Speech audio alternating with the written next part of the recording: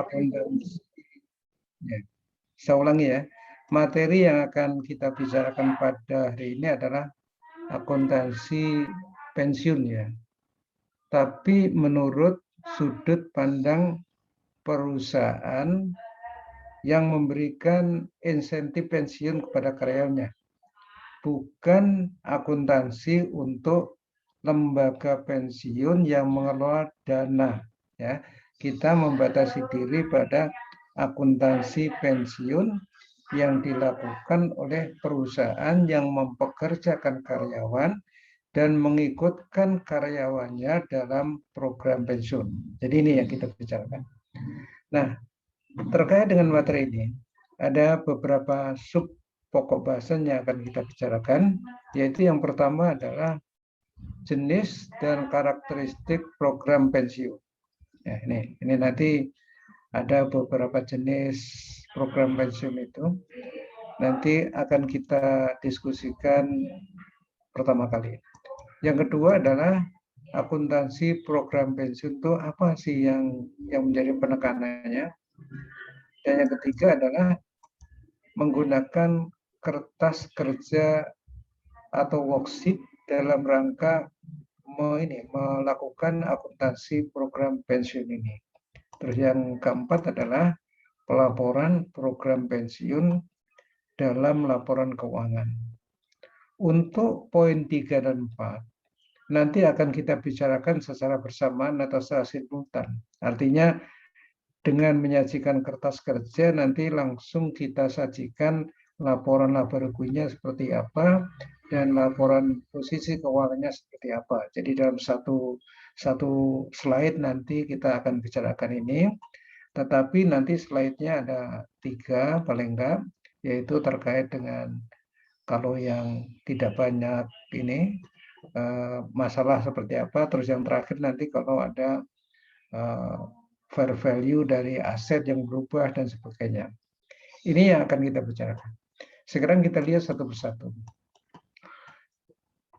Saudara, employer itu perusahaan yang mempekerjakan karyawan, employer.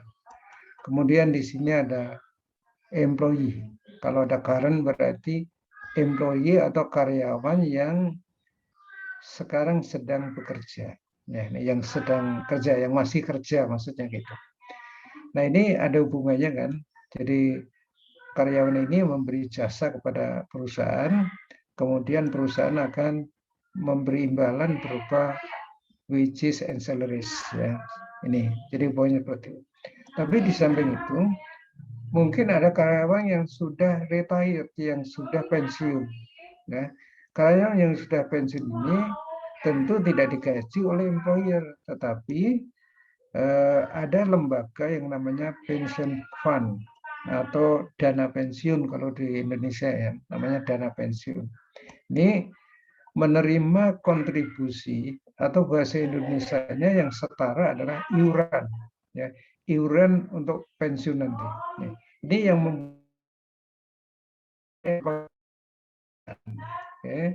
ini nanti uangnya dikelola oleh pension fund atau dana pensiun. Kemudian ketika karyawannya pensiun, maka pension fund ini akan membayar uang pensiun yang dalam pertemuan ini disebut dengan benefits. Nah, benefit. Nanti kalau dilihat jumlahnya nanti ada yang define itu mungkin bahasa Indonesia sudah bisa ditentukan di muka ya, artinya sudah bisa diperhitungkan di muka. Define benefit sudah tertentu jumlahnya. Misalkan kalau saya memberikan contoh yang saya aja ya, jangan orang lain, nanti kalau orang lain bisa tersinggung. Kalau saya pensiun saya sudah define ya, yaitu 75% kali gaji pokok saya terakhir, yaitu pada waktu mau pensiun gaji pokok saya berapa, itulah saya dapatkan 75%, nanti tambah tunjangan istri ya dan seterusnya, ada dikit-dikit gitu ya, seperti itu. Kemudian dipotong dengan iuran BPJS dan sebagainya. Nah, seperti ini. Nah, ini nama define seperti itu. Nah, inilah yang akan kita bicara. Jadi yang kita bicarakan nanti yang ini. ya, yang ini. Bagaimana ini pada waktu mencatat ini setoran atau iuran ke pension fund, kemudian mengakui adanya jasa karyawan. Ini bagaimana mencatatnya? Ini kan dia catat sebagai expense ya. Di samping gaji ini nanti ada pencatatan namanya pension expense di sini. Ya, nanti dicatat sebagai expense, kemudian pada waktu membayar tentunya ini disetorkan ke sini ya. Nanti kasnya dikredit ya, seperti itu. Nah, ini yang akan kita bicarakan berikutnya adalah ini. Mari kita lihat perusahaan tadi yang merupakan employer ini akan berhubungan dengan dana pensiun. Dana pensiun ini ya bisa dana pensiun yang dibentuk oleh perusahaan ini, yang menurut peraturan disebut dengan dana pensiun pemberi kerja. Oke, ini ada seperti ini. Tapi ada juga dana pensiun lembaga keuangan. Misalkan perusahaan asuransi, ya, dia menyelenggarakan program pensiun. Maka perusahaan asuransi yang menyelenggarakan program pensiun dia disebut dengan dana pensiun lembaga keuangan. Dia menerima iuran dari masyarakat, misalkan gitu ya. Ini. Oke. Kemudian program pensiun ini pelaporannya ya. Jadi pelaporannya itu diatur dengan PSAK nomor 24 ini ya. Pelaporannya ya. Kalau operasionalnya yang mengatur Kementerian Keuangan ya. OJK, Otoritas Jasa Keuangan. Anda bisa cek di browsing di situsnya OJK, nanti di situ ada ya pengaturan yang terkait dengan ini. Oh, sorry, yang OJK yang di sini. Sorry, saya salah bicara ya, yang di sini. Kalau ini yang atur ya undang-undang perusahaan gitu ya. Saya salah bicara ya, salah bicara. Oke, nggak apa-apa. Kemudian perusahaan ini akan memberikan iuran kepada dana pensiun, contribution namanya. Ya, tentunya uang. Ini hanya digambarkan saja uang. Tentunya zaman sekarang ya tidak hanya uang, bisa transfer dan sebagainya ya. Kemudian dengan menerima kontribusi seperti ini maka dana pensiun itu ya tentu punya aset, ya. Kemudian dia cuma punya kewajiban. Kewajibannya yang terutama adalah membayar uang pensiun kepada pegawai yang diikutkan dalam program ini ya nanti setelah mereka pensiun. Kemudian kegiatannya antara lain adalah asetnya tentu nggak nganggur ya, diinvestasikan sehingga ada investment asetnya ini. Kemudian karena ada investment kemungkinan ya ada earning atau pendapatan. Dan ini semua saudara akan digunakan untuk membayar pensiun kepada karyawan yang ikut program pensiun ini atau orang yang ikut program pensiun ini. Kemudian pembayarannya disebutkan benefit. Ya, ini istilahnya benefit ya. Benefit yang diberikan kepada pegawai yang sudah pensiun. Ini. Ya, ini. Oke, ini. Kemudian kalau dilihat dari ini kontribusi dan kontribusi yang dilakukan oleh perusahaan atau mungkin karyawan yang diterima oleh dana pensiun ini, kita kenal ada program pensiun yang contributed ya, program yang kontribusi, artinya karyawan secara sukarela melakukan pembayaran untuk meningkatkan tunjangan mereka. Jadi di samping perusahaan ini memberikan kontribusi ke dana pensiun, karyawan yang masih aktif ya, bukan yang ini, yang ada di perusahaan ini, juga ikut kontribusi. Ini yang disebut dengan program pensiun yang contributed atau kontribusi. Kemudian ada juga yang non-kontribusi, yaitu program pensiun yang iurannya hanya dibayar oleh perusahaan. Ya, perusahaan menanggung seluruh biaya pensiunnya. Nah, ini kalau yang non-kontribusi. Kemudian, apapun program pensiun, itu ada program pensiun yang memenuhi syarat. Sehingga dia mendapat insentif manfaat pajak. Ya, insentifnya seperti apa? Mari kita lihat ini. Jadi insentif itu diberikan kepada dana pensiun yang pendiriannya telah disahkan oleh Menteri Keuangan. Ini, ya. Nah, ini jadi yang dapat insentif ini adalah dana pensiun atau lembaga pensiun tadi yang pendiriannya telah disahkan oleh Menteri Keuangan, yang wujudnya adalah item ini tidak dianggap sebagai objek pajak penghasilan dari dana pensiun ini. Apa saja yang tidak dimasukkan sebagai objek pajak?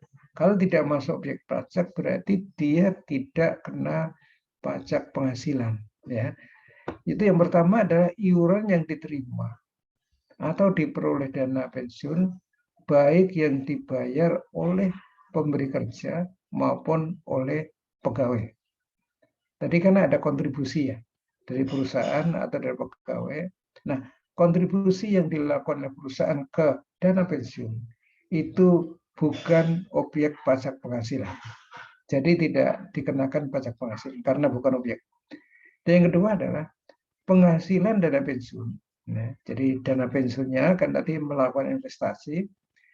Pada waktu melakukan investasi itu tidak dikenakan, bukan merupakan objek pajak penghasilan kalau ditanamkan atau diinvestasikan dalam bidang-bidang tertentu yang ditetapkan oleh Menteri Keuangan. Seperti apa? Itu misalkan ini, yaitu yang pertama adalah penghasilan berupa bunga atau deposito. Dari mana? Dari deposito atau sertifikat deposito dan tabungan pada bank di Indonesia, ya, serta sertifikat Bank Indonesia. Ini beda dengan kita ya. Kalau kita nyimpan di bank ya dipotong pajak penghasilan gitu ya. Coba aja rekening saudara kalau katakanlah ada bunganya gitu atau bagi hasilnya gitu ya, maka nanti setelah kita terima ini bunganya berapa atau bagi hasilnya berapa, nanti ada potongan lagi berupa pajaknya seperti itu ya. Kalau kita, tapi kalau dana pensiun yang tadi yang sudah disahkan oleh Menteri Keuangan itu tidak kena pajak ya.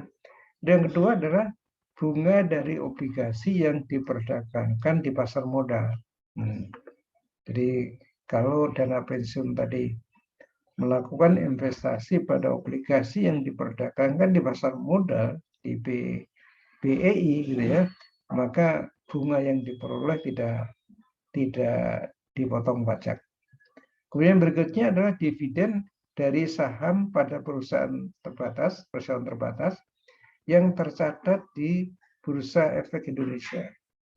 Jadi kalau investasinya dalam bentuk saham dan sahamnya diperdagangkan di Bursa Efek Indonesia, ya dana pensiun tidak dikenakan pajak atas pendapatan itu.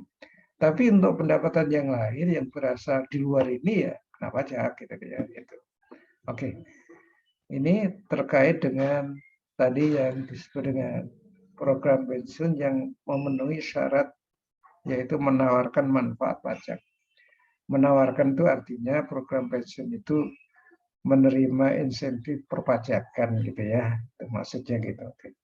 Sekarang kita lihat yang berikutnya adalah perusahaan itu melakukan pembayaran iurannya. Iuran itu kalau dilihat dari sifatnya itu ada yang iuran yang pasti, ya program iuran pasti, sehingga di sini iuran yang dibayarkan ke dana pensiun oleh perusahaan ini itu jumlahnya sudah direncanakan, misalkan berapa gitu ya, setiap karyawan katakan dipotongnya sekian, ya seperti itu, atau perusahaan membayar sekian, gitu ya. Nih sudah direncanakan dengan baik, oleh karena itu disebut dengan defined contribution atau defined bisa juga jumlahnya tertentu gitu ya. Nih. Ini yang pertama. Ini, saudara, tidak menjadi fokus yang utama di pertemuan ini, tapi tetap harus kita tahu ya. Tentunya kalau yang ini nanti akuntansinya lebih mudah dibanding dengan yang kedua ya. Ya ini, jadi iurannya pasti. Kemudian akhirnya dana pensiun kan mempunyai aset, punya liabilities, melakukan investasi, ada earning. Nah ini nanti akan dipakai untuk membayar manfaat pensiun kepada karyawan ini. Nah, karena jumlah yang disetorkan sudah terencana ya atau jumlahnya pasti seperti itu, maka jumlah yang bisa dibayarkan kepada karyawan tergantung pada kondisi dana pensiun ini. Kita tahu bahwa yang namanya investasi itu kan earning-nya kan sangat tergantung kepada return ya. Kalau kita melakukan investasi kan tergantung pada ini ya pengembaliannya ya. Pengembalian dalam arti return dalam arti hasilnya. Hasilnya itu kan bisa berfluktuatif ya. Ya, kenapa? Kan banyak dipengaruhi misalkan tingkat bunga saja kan dari tahun ke tahun bisa saja berubah gitu ya. Apalagi dividen kan bisa berubah, nggak aneh ya. Zaman pandemi ini ya kebanyakan earningnya turun gitu ya. Kebanyakan, saya tidak mengatakan semuanya, kebanyakan begitu. Nah akibatnya apa? Kalau di sini nih sangat dipengaruhi oleh ini, pendapatannya dipengaruhi oleh berbagai hal, maka imbalan yang bisa dipengaruhi ya sangat tergantung kepada hasil investasi ini, gitu ya, seperti ini. Ya. Oleh karena itu di sini dikatakan imbalannya tidak pasti, ya, tergantung pada hasil. Oke, ini yang pertama. Sehingga di sini kalau dilihat dari sisi perusahaan, persoalan akuntansi dan pengakuan ini, imbalan pasti ini adalah pension expense yang dilaporkan di laba rugi itu sama dengan kontribusi yang disetorkan ke dana pensiun ini tadi pemberi kerja atau dana pensiun lembaga keuangan ini. Ini jumlah yang disetorkan itulah yang dicatat sebagai pension expense. Oke. Kemudian tadi dalam perjanjian di sini kan ini ada suatu keputusan bahwa setiap tahun akan setor sekian misalkan gitu. Sehingga dilihat dari liabilities yang mungkin muncul itu adalah liabilities perusahaan terhadap pension plan ini atau program pensiun itu akan muncul jika tidak membayar kontribusi ya atau belum lah ya kalau bilang tidak nanti ini belum membayar kontribusi maka akan timbul liabilities ya. Kemudian asetnya bisa ada jika kontribusinya lebih. Ini. Sekarang mari kita lihat yang ini. Tidak bayar kontribusi. Lantas seperti apa? Ini seperti apa contoh dari ini program iuran pasti itu seperti apa rinciannya? Ya, rinciannya saya ambil dari sebuah slide seperti ini. Ini saya ambil dari ini ada tulisan Martani. Berarti ini adalah situsnya Dwi Martani, dosen UI yang juga anggota IAI, ya anggota ya. Kalau nggak salah penasihat IAI atau apalah ya, saya lupa jabatannya. Tapi orang yang cukup bisa saya andalkan untuk saya ambil pendapatnya. Kalau program iuran pasti itu kewajiban hukum perusahaan maksudnya terbatas pada jumlah yang disepakati sebagai iuran yang terpisah ya. Berapa yang disepakati itulah kewajiban dia. Kewajiban sebesar jumlah yang harus dibayarkan pada periode tersebut. Nah, ini itulah iurannya.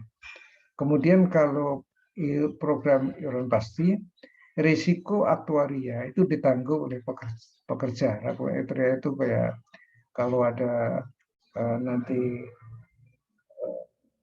kemungkinan apa macam-macam nih aturan. Nanti aktuaria kita akan bicarakan setelah ini ya. Oke, saya kembali ke sana.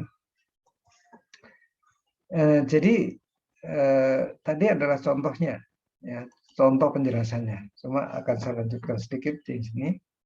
Yang berikutnya ini aja yang saya sampaikan bahwa program pensiun iuran pasti itu adalah program pensiun yang iurannya ditetapkan dalam peraturan dana pensiun dan seluruh iuran serta hasil pengembaliannya dibukukan pada rekening masing-masing peserta sebagai manfaat pensiun. Ya, ini yang program pensiun iuran pasti. Ya, ini saya ambil dari ini, dari OJK, dari OJK. Ya, ini resmi, situsnya Otoritas Jasa Keuangan merumuskan seperti ini. Manfaat dan keuntungan dan risiko di sini diterangkan bahwa manfaat pensiun berupa akumulasi iuran beserta hasil pengembangannya. Jadi manfaat pensiun itu yang dibayarkan sebagai uang pensiun nanti ya berupa iuran ditambah dengan hasilnya. Ini maksudnya begitu. Kemudian besar iuran ditetapkan dalam peraturan dana pensiun dan ditetapkan di awal dan lebih stabil. Di awal udah misalkan sebulan sekian, ya, tidak ada. Kemudian bersifat pemberdayaan, ya. Kontrol dan risiko berada di tangan peserta. Ya, jadi kontrol dan risiko berada di tangan peserta. Jadi risiko nanti ini tadi uangnya berkembangnya sedikit gitu ya, itu ada di tangan peserta. Risikonya dan kontrolnya termasuk risiko investasi ya. Ya mudah-mudahan tidak ada risiko yang fatal gitu ya. Investasi kan semuanya ada risikonya gitu ya. Kemudian dana tadi dicatat untuk akun individual masing-masing karyawan. Dia tahu ya. Dia atas program pensiun dia diketahui ya, saldonya berapa, ini semua bisa diketahui satu persatu ya. Ini yang program iuran pasti. Oke. Tapi di dalam contoh-contoh yang akan saya bicarakan ini sedikit yang membahas program iuran pasti karena memang ini persoalannya sebenarnya ya sedikit, yaitu bagi perusahaan yang sangat perlu mendapat perhatian adalah mencatat pension expense itu sama dengan uang yang dibayarkan ke dana pensiun sebagai kontribusi atau iuran ini. Ini persoalannya di sini. Kemudian kita lanjut. Yang berikutnya adalah program imbalan pasti atau defined benefit plan. Jadi yang lebih pasti itu yang uang yang akan dibayarkan ke pensiunan, ya. Jadi kalau kita perhatikan di sini, yang ini yang lebih pasti, ya. Ini yang lebih pasti. Artinya bisa dirancang bahwa seseorang nanti waktu pensiun dapatnya berapa, itu udah ketahuan. Ya. Saya termasuk yang itu ya. Jadi pada waktu saya kerja saya sudah bisa berpikir bahwa saya nanti kalau pensiun dengan pangkat saya terakhir segini, maka uang pensiun saya segini gitu ya. Itu yang saya juga bisa membuat planning yang baik sehingga alhamdulillah lancar-lancar saja gitu ya. Oke, ini ya. Jadi benefitnya sudah kita ketahui dari awal ya, berapa gitu ya. Tentu bukan jumlahnya, tapi jumlah rupiah bukan. Kalau jumlah rupiah itu kan tergantung pada gaji terakhir saya gitu ya. Tapi hitungannya sudah bisa kita ketahui dari awal. Ini yang akan diterima oleh pegawai yang pensiun. Ini yang lebih pasti. Sementara itu yang iurannya tidak pasti. Kenapa tidak pasti? Karena begini, dana pensiun ini untuk membayar imbalan yang seperti yang sudah direncanakan, yang jumlahnya pasti tadi, itu tentu harus memiliki aset yang memadai, yang cukup. Untuk bisa memadai ini asetnya cukup, tentu harus dapat kontribusi dari perusahaan dan pengembangannya oleh dana pensiun pemberi kerja atau dana pensiun lembaga keuangan ini harus nerima uang dari sini. Nah, kalau ini sudah tertentu, tentu iurannya yang harus menyesuaikan agar ini cukup sesuai dengan rencana awal gitu ya. Ini cukup, iurannya cukup, sehingga iurannya tiap tahun itu bisa berubah tiap tahun. Yang inilah yang nanti akan menjadi pembahasan kita yang berikutnya, yang ini, ya. Yang iurannya tidak pasti, tapi defined benefit. Sehingga di dalam ini, kenapa tidak pasti? Karena ada kondisi variabel-variabel atau katakanlah kondisi-kondisi di masa depan yang nggak tentu, misalkan tingkat bunga yang nggak sama, iklim investasi yang kurang baik, ya artinya misalkan zaman sekarang kalau dana pensiun itu menyimpan dananya atau memiliki aset berupa gedung yang sekarang nggak digunakan, nggak laku, misalkan, ya tentu earning-nya ini akan rendah, gitu ya, akan rendah. Oleh karena itu, ya belum lagi terkait dengan ini banyak hal nanti akan ditangani oleh namanya aktuaris, gitu ya, tingkat kematian, kemudian return turnover dari karyawan, itu semua merupakan variabel-variabel yang uncertain, ya. Ini semua sehingga menghendaki iurannya yang disesuaikan tiap tahun, ya. Ada aktuaris yang menentukan jumlah-jumlahnya. Sebelum saya ngajar, saya sudah coba untuk buka beberapa situs yang menangani dana pensiun ini. Dari beberapa situs itu mengatakan bahwa aktuaris tadi itu melakukan asumsi-asumsi setiap tahun, ya, setiap tahun dia digaji untuk menentukan ini, ya. Oke. Nah, dengan demikian bagi perusahaan pension expense-nya itu belum tentu sama dengan setorannya, contribution.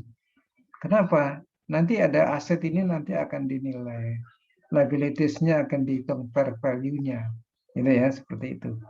Ketika aset fair value-nya turun, nah, kemungkinan nanti perusahaan akan mengakui yang namanya loss. Nah, itu nanti akan terkait ke sana. Dan masih banyak yang lain yang berhubungan dengan ini. Kemudian liability-nya itu terkait dengan unknown future variable ini tadi.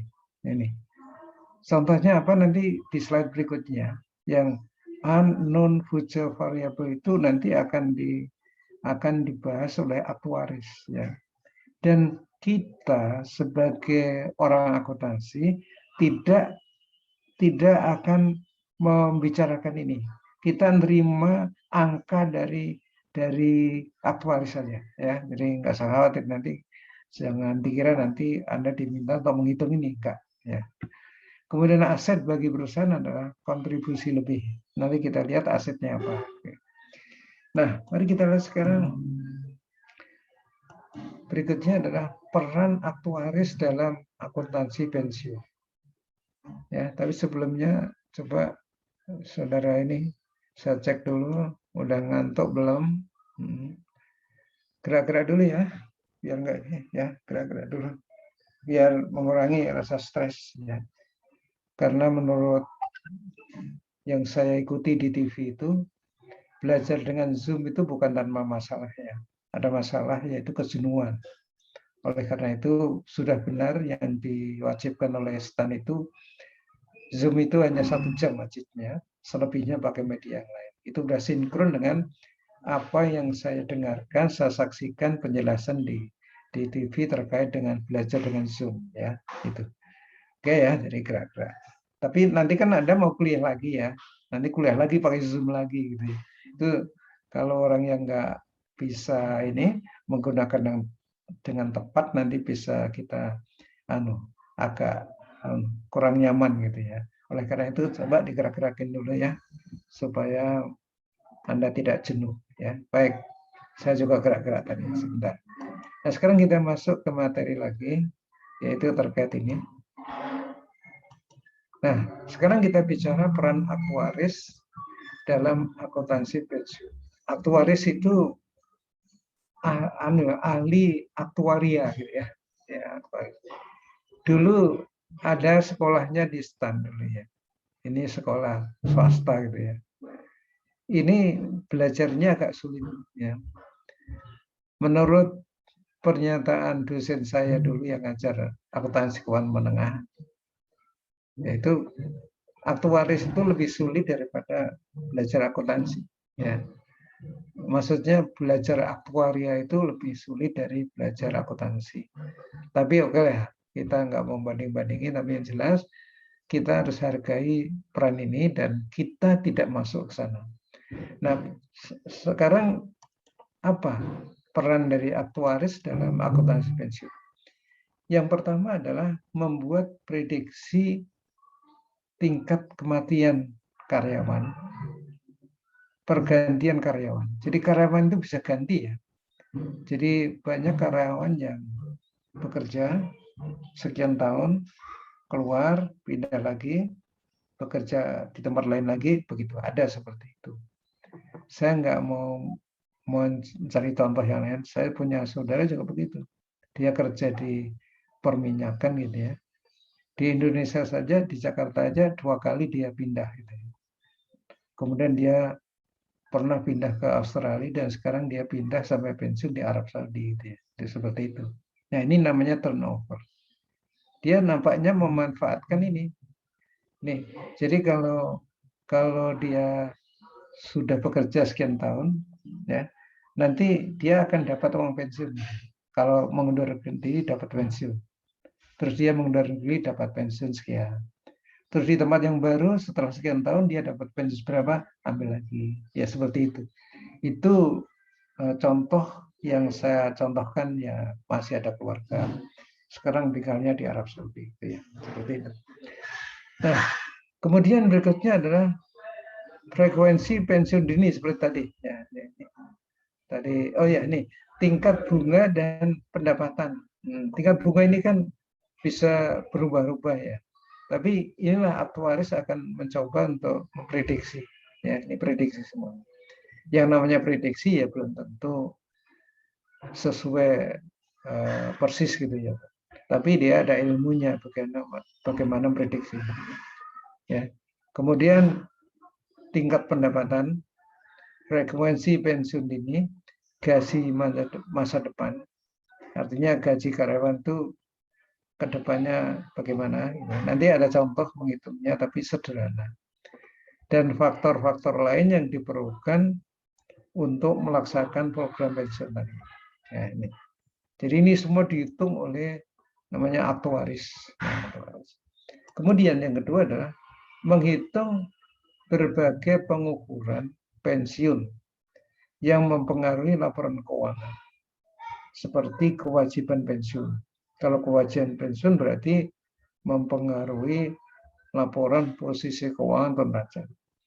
Kemudian biaya tahunan program pensiun, yaitu kontribusinya, ya nanti ada period cost, ada ini bukan period cost, ada cost tertentu yang harus dicatat oleh perusahaan sebagai expense, dan biaya amandemen program. Biaya amandemen itu nanti program pensiun itu bisa dilakukan amandemen ya atau perubahan, dan nanti ada konsekuensinya. Ya kalau diubah kemungkinan besar pensiun yang dibayarkan pada karyawan juga berubah sehingga nanti mengakibatkan mungkin perusahaan harus menyetor kontribusi atas perubahan ini. Ya, nanti ada ada cost tertentu yang kita coba nanti diskusikan. Inilah peran aktuaris. Kemudian ini adalah contoh ya terkait dengan apa sih akuntansi pensiun, masalahnya apa sih?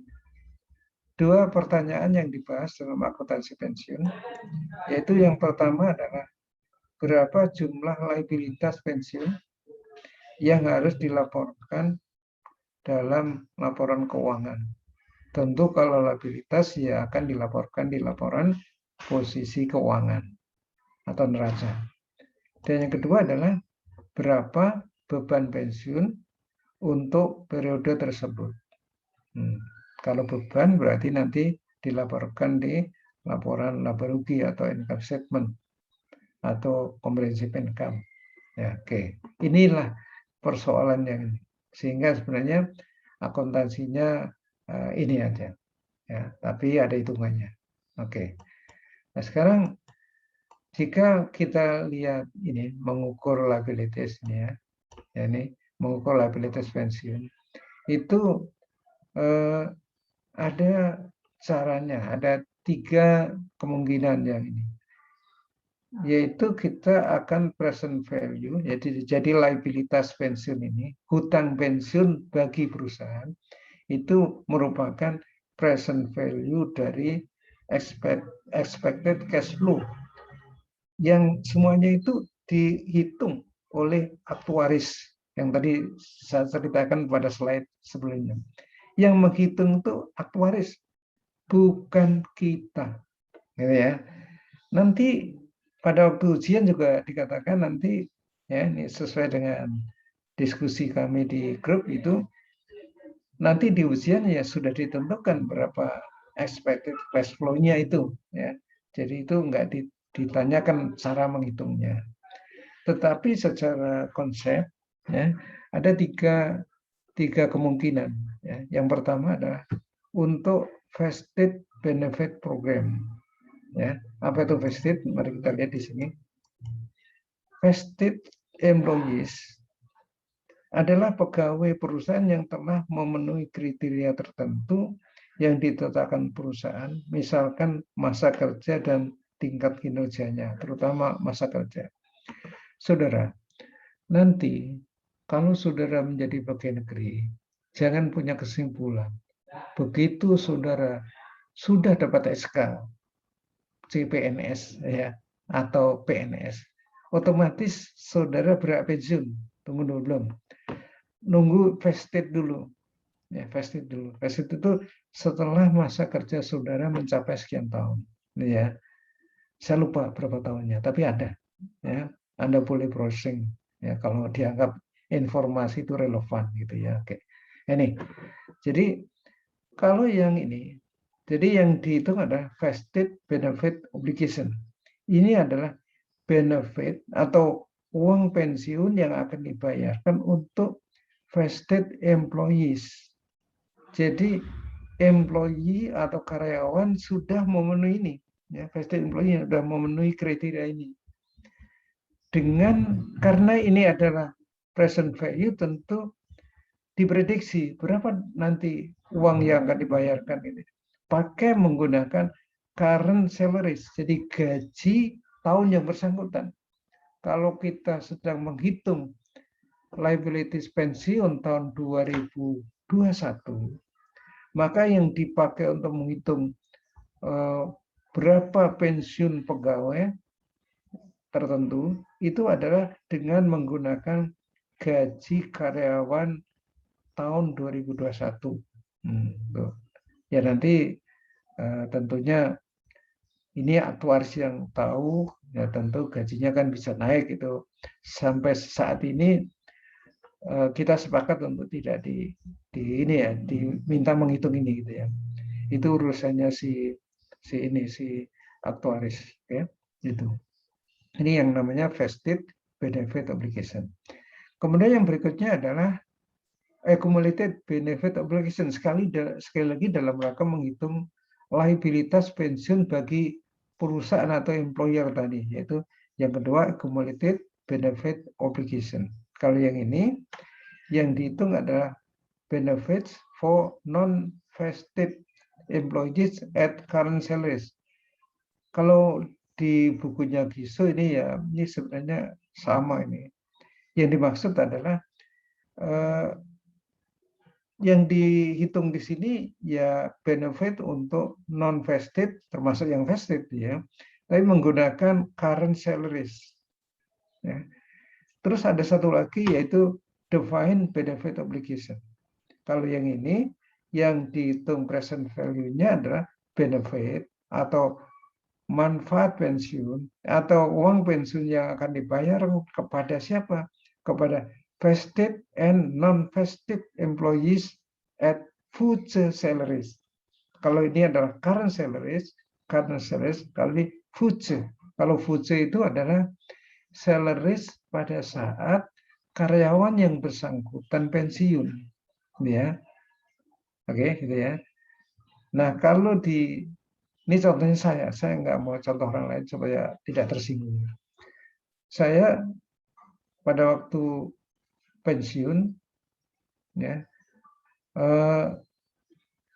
yang gaji yang dibayar pensiun saya ya didasarkan pada gaji saya pada waktu pensiun, ya, pada tahun pensiun, pada tanggal pensiun itu ya, pada itu gaji saya berapa. Inilah, lah kan kita sedang nyari tahun 2001 Pak, pensiunnya tahun 2040 misalkan. Nah, inilah fungsinya aktuaris, dia akan prediksi karyawan ini nanti pangkatnya sampai apa, gajinya sampai apa, itu ya, seperti itu. Itulah fungsinya notaris. Ya, ini semua adalah estimasi ya, jadi bisa saja berubah, ya, bisa saja berubah. Dan ini semua nanti akan dijadikan dasar untuk menghitung tadi liabilitas pensiun yang harus dicatat oleh perusahaan. Nah, sekarang kalau di sini ada 3 cara seperti ini, yang mana yang dipilih oleh IASP ini? Nah, di sini ada, ini adalah IASP choice ya. Jadi IASP memilih yang ini, yang ini, yang ini. Nah, nanti bisa kita lihat ya, ini contohnya, saya kira ini. Nih. Jadi misalkan ini, ada seseorang pada akhir tahun 2000 X3, ini bisa 2003, bisa 2013, bisa 2023 ya saya nggak tahu. Itu ya, ini X3. PT X memiliki karyawan Tuan A. Gaji Tuan A sebesar 4.109.085. Umur Tuan A pada tanggal pelaporan, yaitu tahun 2003 itu adalah 50 tahun. Usia pensiunnya 5 tahun, 55. Berarti masih 5 tahun lagi ya kerjanya. Usia Tuan A pada saat mulai bekerja adalah 22 tahun. Nih. Tingkat kenaikan gaji 8%. Jadi diharapkan tahun depan ya nggak segini. Tahun depan ya 4.109.085 tambah 8%-nya. Tahun depannya lagi naik lagi 8%. Gitu ya. Ya, kenaikan gaji itu di samping mungkin karena kinerja, bisa juga untuk mengimbangi inflasi, gitu ya, seperti itu. Ya. Kemudian tingkat suku bunga atau diskonto 10%, karena kita bicara tadi present value ya. Nah, ini adalah cara menghitung nilai kini liabilitas imbalan pasti jika dihitung berdasarkan Undang-Undang Nomor 13 Tahun 2003 yang sekarang masih berlaku, yang dibuat oleh dosen stan juga namanya Pak Sriyanto, nanti ada di sini. Oke. Kemudian cara menghitungnya adalah ini. Kita melihat gaji Tuan A pada saat pensiun. Nah, ini diprediksi nih ya. Ini aktuaris ini ya, aktuaris yang ini. Di saat pensiun bagaimana dengan data ini? 4.108 dikali 1 plus 0,08 pangkat 5. Pangkat 5 mana? Yaitu 55 kurang 50. Kan masih 5 tahun lagi. Sehingga kalau Anda cek ini 1,08 pangkat 5 itu ya 1,4693. Sehingga estimasinya nanti pada saat pensiun gaji Tuan A itu adalah 6037479. Itulah yang tadi dikatakan bahwa menggunakan gaji saat pensiun, itu yang dimaksud ini. Ya, perhitungannya seperti itu. Kemudian masih ada hitung-hitungan lain sehingga karena ini tidak diuji dan Anda sudah tahu saja jumlah ini nanti kan ada pesangon tuan A berapa semuanya ini nggak keluar di ujian jumlah ini cara menghitung. Tapi akhirnya ketemu future benefit tuan A adalah 194. Itu dari ini tambah ini tambah ini. Ada hitungannya lah. Kemudian berikutnya adalah ada satuan unit manfaat, ini 194 ini ke sini. Kemudian ada opening obligation tuan A di sini.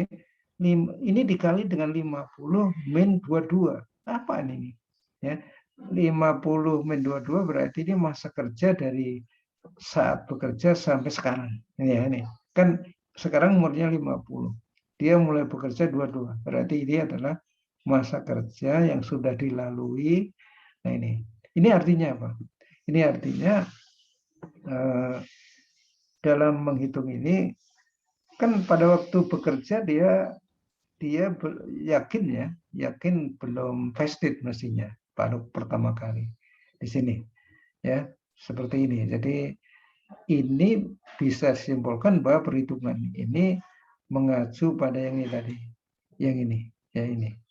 Jadi benefit for vested and non-vested employees at future salaries. Future salaries-nya yang tadi, ya, future salaries-nya dilihat di sini, yang vested non-vested-nya bisa dihitung di sini diperhitungkan. Ya, ini sumbernya dari slide-nya Pak Suryanto tahun 2016, tapi nggak berubah sampai sekarang. Oke. Ini contoh menghitung liability pensiun sekali lagi. Ini bukan tugas kita, ya. Ini adalah tugasnya aktuaris tadi, ya. Kita sekedar tahu. Ya. Oke, kita coba saya cek lagi. Mana? Ini ya, saya memang sering ngecek ya sekarang ya supaya saya bukan nggak percaya sama Anda, bukan. Anda boleh santai, boleh bawa minuman, boleh bawa apa cemilan, silakan saja, nggak ada masalah, ya nggak ada masalah ya, ya kayak nggak ada masalah supaya nggak ngantuk. Karena umumnya kalau orang mendengar ceramah itu ngantuk, boleh Anda tes, boleh asumsi saya atau hipotesis saya diuji. Coba aja sekali-sekali kalau melihat orang dengerin ceramah itu biasanya nes gitu. Kalau saya terus terang aja menghadapi mahasiswa yang ngantuk, itu merupakan tanda bahwa ceramah saya bagus sehingga Anda nyaman, karena nyaman maka terkantuk gitu ya. Kalau Anda nggak tertarik benci, kalau benci yuk mana mau tidur gitu lah kira-kira gitu. Bercanda ini ya, bercanda ya. Oke ya, jadi minum atau apa ya, jangan ini jaga kesehatan yang baik ya. Yang baik, benar-benar saya pesan ya. Pesan jaga kesehatan yang baik ya. Oke, saya kembali ke materi sambil melihat jam 8.29. Berarti 1 jam ya, kita 1 jam, tapi masih ada materi. Jadi mungkin bisa setengah jam nanti kita coba. Ya, memang kalau belajar harus ada ini, ada selingan seperti ini. Ya, yang penting jangan ngelantur. Oke, kita masuk materi lagi. Yang ini tadi. Oke. Nah, sekarang kita coba hitungannya. Ya, kita lihat bagaimana menghitung ini liabilities ini. Oke, ya ini agak nah ini. Kita sekarang lihat ini tidak akan kita ini tidak saya sampaikan ini. Ini contoh perhitungan PSH ke-24 imbalan kerja katanya ini ya. Ini sesuai dengan ini. Sekali lagi Anda tidak diminta untuk menghafalkan ini, tapi nanti kalau ada kesempatan ya untuk menambah ilmu ya boleh-boleh aja dicoba dibuka Undang-Undang Nomor 13 tahun 2003 ini ya. Oke. Saya biasanya senang membuka tapi ini nggak sempat buka. Oke. Nah sekarang kita lihat yang tadi contoh ini sudah saya jelaskan tadi. Sekarang saya masuk ke kertas kerja. Kertas kerja. Jadi begini, kertas kerja yang digunakan untuk ini membantu kita dalam menentukan nama akun yang didebit dan yang akan dikredit ketika membuat jurnal terkait dengan pensiun. Ini kertas kerja, ini alat bantu ya. Jadi ini bukan catatan, ini alat bantu yang nantinya akan kita pakai untuk yang membantu kita mempermudah untuk menentukan akun-akun yang didebit dan berapa jumlahnya. Ya ini, kertas kerja ini dia dipakai Excel. Jadi kolom pertama itu item, di sini keterangannya apa. Ya. Kemudian di sini ada general journal entries. Ya, di bawahnya ada kolom interest expense, pension expense, ada cash, ada other comprehensive income, bisa gain atau loss. Kemudian nanti ada pension asset atau liabilities. Ini adalah nama-nama akun yang digunakan oleh employer tadi atau perusahaan untuk mencatat transaksi-transaksi yang terkait dengan pengelolaan ya, iuran pensiun dan seterusnya. Ini. Nanti ada keterangan-keterangan yang ada di dalam slide ini yang tidak dicatat oleh perusahaan. Tetapi yang mencatat adalah ini dana pensiunnya atau entitas lain. Jadi nanti ada namanya defined benefit obligation. Jadi ini yang dibicarakan dengan kertas kerja ini hanya yang DBO ya. Defined benefit obligation. Kita tidak membicarakan di sini yang define contribution, ya bukan. Tapi yang dibicarakan adalah define benefit obligation. Ini yang mencatat nanti adalah dana pensiunnya. Namun dalam menentukan debit kredit ini, ya nama rekeningnya apa saja, ini tetap kita baca. Kita baca, kita perhitungkan, tapi nanti nggak di jurnal ini. Jurnalnya terkait ini saja. Nah, kemudian ini kolomnya kolom general journal entries, yaitu menentukan entry jurnal untuk dicatat dalam akun buku besar. Tentu di jurnal dulu terus diposting ke buku besar. Sementara itu ini adalah kolom memo record untuk mencatat perubahan atas saldo kewajiban imbalan pasti dan aset program, dan ini ya saldo ini akan berpengaruh pada item-item di sini. Jadi fungsinya dicatat karena memang berpengaruh terhadap nilai-nilai yang ada di sini. Gitu ya, itu. Baik, kita coba lihat terus kegunaannya apa. Kalau interest expense kolom ini itu dipakai untuk mencatat ya interest expense. Interest expense itu jumlahnya adalah tarif dikali saldo awal DBO ini. Di sini nanti ada saldo awalnya. DBO berapa, plan asetnya berapa.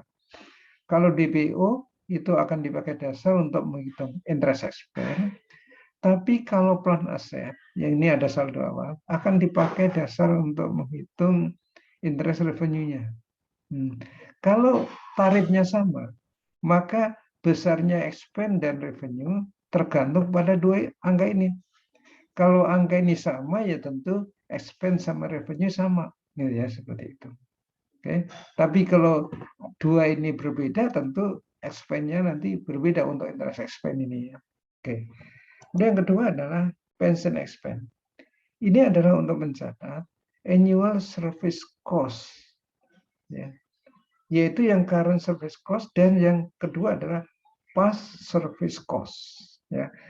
Past service cost itu service cost atas masa yang lalu, bukan yang tahun ini. Ya, gitu.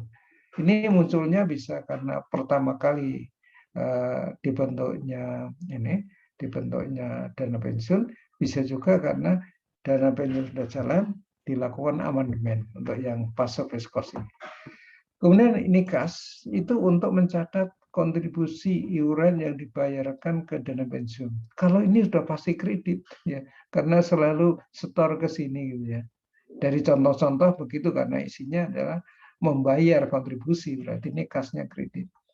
Kemudian di sini begini, ini mungkin ada gain dan loss. Kapan ini terjadi? Ketika ini jumlah yang tercatat di sini ini berbeda dengan fair value-nya pada akhir tahun. Nanti bisa menimbulkan gain atau loss. Tentunya kalau utang. Kalau yang tercatat lebih rendah daripada fair value-nya akan rugi. Ya, kita tercatat punya utang 1.000, ternyata fair value-nya 1.100, ya rugi. Bayarnya lebih tinggi kan kalau dibayar sekarang, gitu ya. Sementara itu kalau plan aset, kalau tercatatnya misalkan 1.000, kemudian fair value-nya 1.100, ya ada gain, gitu ya. Nah ini nanti gain kalau aset gain berarti nambah ini dan di sini akan muncul gain, gitu ya. Oke, kalau DPO tentu kalau gain gimana? Berarti di sini ya ini kredit, ininya debit karena mengurangi ya, mengurangi. Nah nih, kemudian nanti ini ada satu lagi, yaitu pension asset atau liabilities, yaitu untuk mencatat penambahan atau pengurangan pension asset liability di tahun berjalan. Ya, ini di dalam contoh belum pernah ada asetnya dikembalikan, sehingga tadi saya mengatakan cashnya kredit kemungkinannya. Jadi saya belum menemukan contoh, tapi mungkin bisa aja terjadi ya. Jadi setorannya lebih tinggi ya, bisa aja ini dikurangi, ini ditambah juga bisa. Sekali lagi kalau terjadi pengembalian itu ya, seperti itu. Oke, sekarang mari kita lihat yang ini apa nih? Ya, ini contohnya. Oke. Jadi misalkan begini. Ini yang pertama yaitu ketika masih sederhana ini. Jadi misalkan aset program pada tanggal 2 Januari 2015 100.000. Kemudian DPO-nya, ya DPO-nya itu 100.000. Ini dulu kita masukkan coba di sini. Jadi yang 100.000 masuk di aset, ini debit, gitu ya. Yang kewajiban masukkan di DPO kredit. Sebenarnya mah ini pakai mah gitu ya. Ini bisa jadi debit kredit boleh-boleh saja, tapi kan nanti worksheet-nya jadi panjang sehingga nggak cukup nih slide-nya. Sehingga Kiso memberi contoh seperti ini. Kalau jumlah ini letaknya debit ya Mas diberi tanda DR, kalau kredit dikasih tanda CR gitu. Atau kalau kita ya D atau K gitu ya, boleh-boleh saja. Oke, namanya kertas kerja gitu ya. Ini saldonya berasal dari sini. Dan sekali lagi ini nanti akan berpengaruh terhadap ini interest expense ini dan revenue. Karena ini jumlahnya sama dan persennya 10%, kita duga. Nggak apa-apa, kita belajar, kita duga. Berarti nanti interest expense-nya sama dengan interest revenue. Karena prosentase yang digunakan sama, sehingga kenapa sih kok ada bunga yang diperhitungkan, saudara? Nanti jumlah yang kita hitung ini adalah semuanya present value, sehingga harus diperhitungkan adanya bunga nanti pada saat dibayar betulan, gitu ya itu. Ini itu menurut Kiso, Anda bisa cek di buku Kiso. Nah sekarang kita masukkan coba ini, ada biaya jasa tahunan. Annual survey cost. Jadi ini adalah biaya jasa pensiun terkait dengan kinerja karyawan tahun ini. Ini untuk tahun ini. Ini besarnya udah dihitung 9 juta. Maka dimasukkan di sini debit ya. Karena expense debit ya. Kemudian menambah hutang pensiun ya. Menambah manfaat pensiun yang harus dibayar ke karyawan, atau menambah uang pensiun yang nantinya akan dibayar 9.000 kredit karena nambah hutang. Oke, itu yang pertama. Kemudian yang berikutnya kita lihat tadi bunga ini 10% digunakan untuk menghitung expense-nya di sini. Expense-nya 10.000, ini kreditnya 10.000, dari mana 100.000 ini ya dikali 10%. Ini tarifnya 10%. Hasilnya 10.000 dimasukkan di expense-nya debit dan menambah kewajiban dari pensiun untuk memberikan kepada karyawan nanti kalau sudah pensiun. Nih. Oke. Kemudian atas aset ini ya, aset ini ada revenue, sehingga nanti ya dihitung ini dihitung interest revenue-nya berapa. itu adalah 10% kali 100.000 di sini. Oke, dari mana? 10% kali 100.000 ini. Ini akan menambah asetnya, ya. Asetnya akan bertambah sebesar ini. Oke, ini yang pertama. Kemudian di sini ada kontribusi. Kalau kontribusi berarti ya dimasukkan di cash ini, cash perusahaan berkurang. Ya ini. Kemudian tentunya uang dana pensiun bertambah. Jadi asetnya yang bertambah 8.000. Gitu ya. Sehingga dimasukkan di plan aset debit. Mestinya ini dirinci sekali lagi ya, ada kas, ada piutang, ada investasi. Tapi sekali lagi untuk tujuan ini, karena hanya untuk menghitung besarnya ini nanti profit ini atau hutang ini, maka ini digabung gitu ya. Jadi ini plan aset gitu ya. Oke. Kemudian bagaimana kalau dana pensiun itu membayar manfaat pensiun kepada karyawan yang sudah pensiun. Saudara, yang bayar adalah dana pensiun. Perusahaan tidak mencatat, sehingga yang tidak berwarna ini tidak diapa-apain, tidak diapa-apakan. Terus dimasukkan di sini berarti, masuk sini, ya 7.000. Kemudian yang dipakai bayar kan uang kas ya, berarti obligasinya berkurang, obligation atau kewajibannya berkurang. Di debit kan kewajiban itu utang kan di kanan ya, di kredit ya. Pada waktu berkurang berarti kita debit, sementara itu plan asetnya diserahkan ya, uang kasnya dibayarkan ke pegawai yang pensiun, berarti kasnya atau plan asetnya di kredit 7.000. Oke. Nah, kalau sudah seperti ini kita cari sekarang berapa jumlahnya ya, karena semuanya sudah dimasukkan. Yang pertama adalah yang ini. Di sini expense-nya debit, revenue-nya kredit. Jumlahnya sama. Berarti tidak ada entry. Sudah saling hapus. Nggak perlu di debit rekening interest expense revenue. Nanti dinetkan ya, kalau slide berikutnya nanti dinetkan. Kalau revenue lebih tinggi, di sini nanti masuk revenue kredit. Kalau expense-nya lebih tinggi, maka selisihnya masuk sini, nanti dimasukkan ke interest expense debit. Gitu ya. Oke.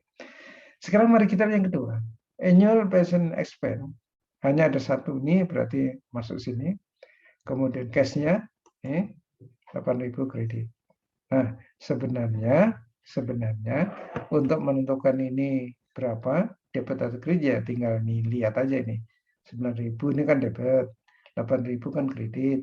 Berarti mari kita lihat yang kolom ini tentu dikredit supaya imbang gitu ya. Ini untuk mudahnya begitu. 1.000 ya. Artinya karena kita mengakui expense 9.000 dan baru di store 8.000 maka timbul hutang. Ini 1.000 ini.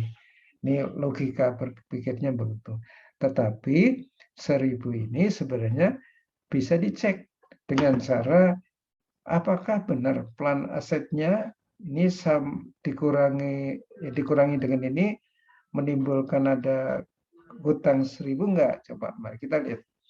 Kita coba hitung nih. Ini kredit, ini debit. Berarti ini dijumlah dikurangi ini. Itu hasilnya adalah 112.000 kredit. Sementara itu yang ini debit, kredit. Kalau dijumlah diperhitungkan menjadi 111.000. Nah, logikanya berpikir begini ya. Coba dana pensiun ini kan asetnya cuma 111.000 ya.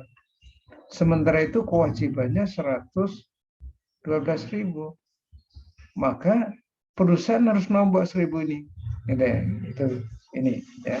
Jadi nanti expense-nya akan bertambah ini 1.000 lagi ya. Jadi ini karena belum di store ya ini akibatnya timbul accrued cost ya untuk pension expense. Ini yang nanti akan dicatat sebagai pension expense. Ini jurnalnya terlihat di sini, jurnalnya. Di sini coba kita lihat, ini jurnalnya adalah Ya. Pension expense di debit 9.000 yang ini. Ya. Kemudian cash di kredit 8.000. Oke. Kemudian pension asset atau liabilities di kredit 1.000. Ini ya, seperti ini. Nah, andai kata, ini andai kata gitu ya, andai kata. Nah, sekali lagi andai kata, coba dengarkan baik-baik. Andai kata. Kontribusinya 9.000. 9.000. Bagaimana ya kira-kira 9.000? Kalau ini 9.000, ini kan 9.000, totalnya 9.000. Kalau ini 9.000 berarti asetnya ini kan 9.000. Kalau 9.000 berarti 112. Berarti ya, aset dana pensiun sudah cukup untuk bayar kewajibannya. Itu ya, terkait dengan ini manfaat pensiun ini. Sudah cukup. Sehingga tidak ada utang. Tidak ada utang bisa dicek dengan ini sama dengan ini, dan ini total debit sama dengan kredit ini. Ya, ini. Jadi itu hubungannya begitu. Oke, sekarang kita coba. Tentunya setelah di jurnal kan diposting ya. Posting. Misalkan diposting seperti ini. Jadi ada pension expense-nya 9.000 debit, kemudian pension liabilities-nya 1.000 kredit. Tentunya cash-nya nggak saya masukkan, ruangannya nggak cukup ya, karena ruangan nggak cukup aja. Kemudian disusunlah laporan income statement-nya atau income statement-nya. Ini pension expense yang ini disajikan di income statement. Sementara itu yang liabilities ini akan dilaporkan di statement of financial position sebagai pension liability. Dan tidak ada OCI ya, karena memang dalam transaksi ini tidak ada terkait OCI, belum. Nanti di slide ketiga ya, slide-nya masih 2 lagi. Oke, ini ya seperti itu. Oke, kita lanjut dikit dulu. Misalkan contohnya kita kembangkan dikit, yaitu di sini. Anda lihat ini lanjutan dari sebelumnya. Nah ini, pada tahun 2015 akhir tahun, yang merupakan awal tahun 2016, ada prepaid atau accrued cost sebesar 1.000. Kalau kredit berarti accrued ya, cost ya, kredit 1.000, utang ini, utang perusahaan. Kemudian ada defined benefit obligation 112 dan ada plan aset 111. Nih debit. Jadi ini kalau di total sekali lagi ini dikurangi ini sama dengan ini ya, utang perusahaan. Kemudian nampaknya program pensiun ini melakukan amandemen atas peraturan pensiun sehingga mengakibatkan perlunya pengakuan penambahan present value dari past service cost karyawan untuk tahun-tahun sebelumnya ya, besarnya 81.600. Menurut PSAK, jumlah 81.600 itu diakui sebagai expense pada tahun sekarang. Sehingga di sini, Anda lihat di sini, past service cost-nya secara sebagai expense. Kemudian menambah obligation dari dana pensiun. Karena aturannya diubah tadi, ditambahin, mungkin besarnya manfaat pensiun ditambah sebesar 81.600. Nah, sehingga adjusted balance-nya adalah 193.600. Kredit utang juga. Dan ini belum diimbangi dengan penyetoran nih, ya, nyetoran nih. Akhirnya jomplang ini, ya. Ada aturan baru sehingga kewajiban pensiunnya segini, kemudian asetnya masih 111.000. Nanti akan berpengaruh ke utang kan yang bayar harus perusahaan nih. Artinya yang nombokin ini perusahaan. Kalau belum nombokin berarti ya nanti akan muncul utang yang lebih tinggi dari 1.000 ini. Sekarang service cost ini sebesar 9.500.000. Ini akan dicatat di sini ya. Sebesar 9.500.000 dan menambah kewajiban manfaat pasti ya, ini kredit.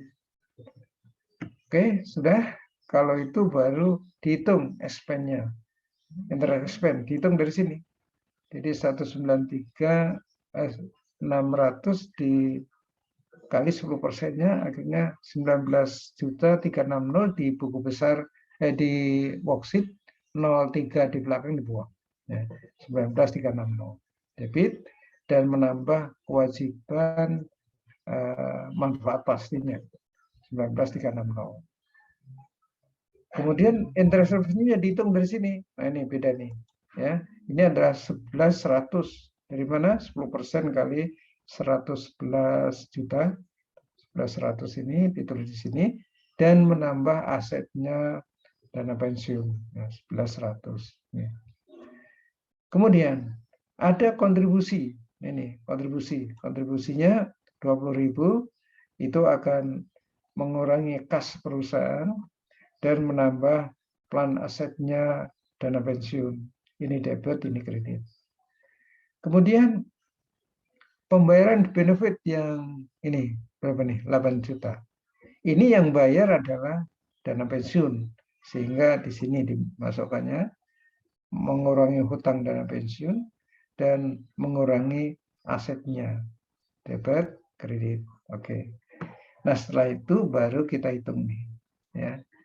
Berapa nih saudara entry-nya? Ternyata ini beda. Ini 19.360 debit lebih tinggi daripada 11.100 kredit. Berarti ada net di sini 8.260. Jadi nanti interest expense-nya di debit 8.260. Oke, kemudian ini ada annual pension expense. Ini yang berasal dari tambahan tadi, dari past service cost 81 dan yang current service cost tahun ini sekian. Kalau di total menjadi 91.100 debit, dua-duanya debit. Kemudian cash-nya hanya satu ini kredit. Oke. Nah, ininya berapa? Sebenarnya ini udah bisa dihitung sih. Ini kan debit, ini debit kurang ini. Ya masuk sini gitu ya. Bisa sih. Ya ini 79.360 kredit. Sehingga nanti ini kan kredit, ini tambah kredit, ini akan menjadi 80.360 kredit. Ini saldo kan, ini kan judulnya balance ini saldo. Nah sekarang mari kita lihat nih,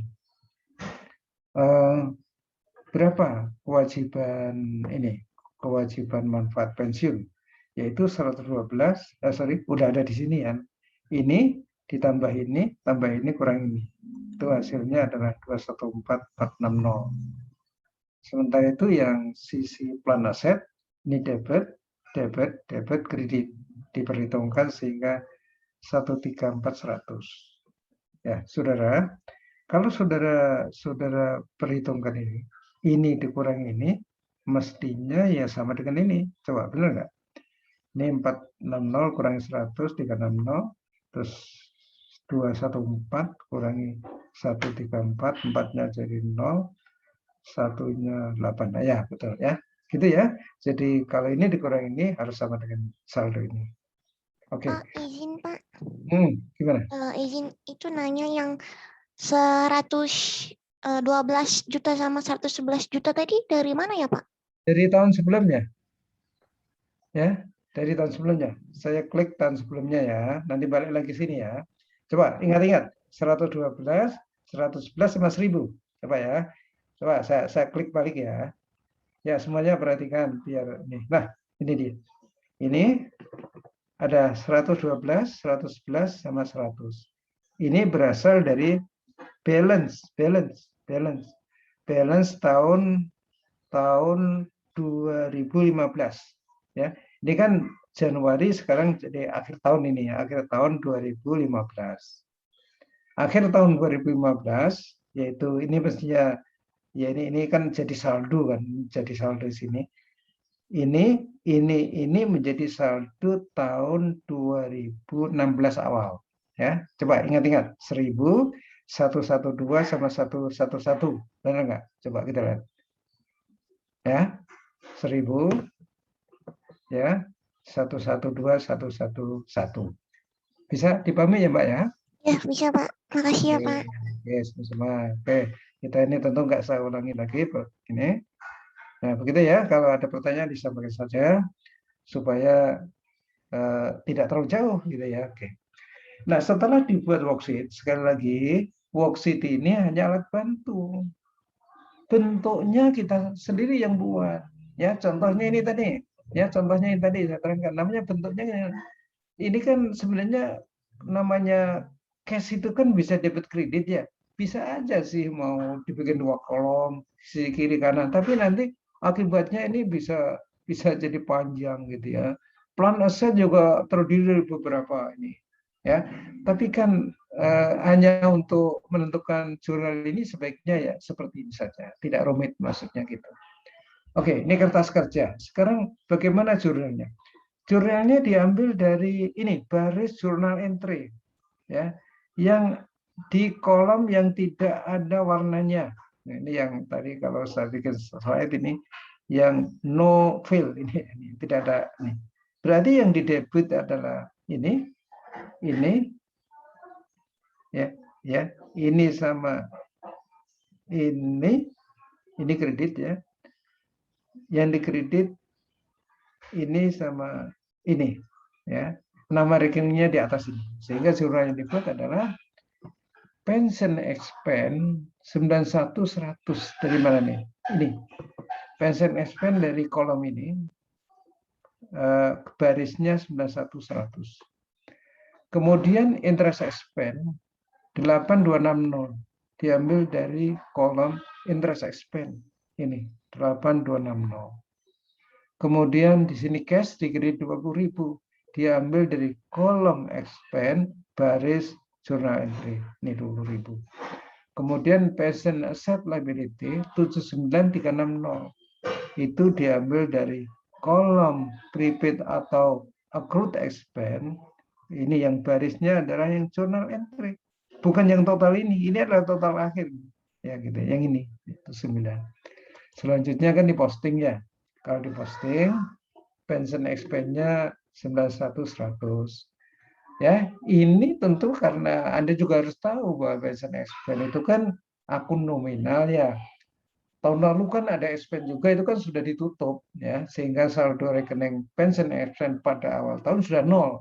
Sehingga pada akhir tahun 2016 itu hanya memuat pension expense yang terjadi selama tahun 2016 saja.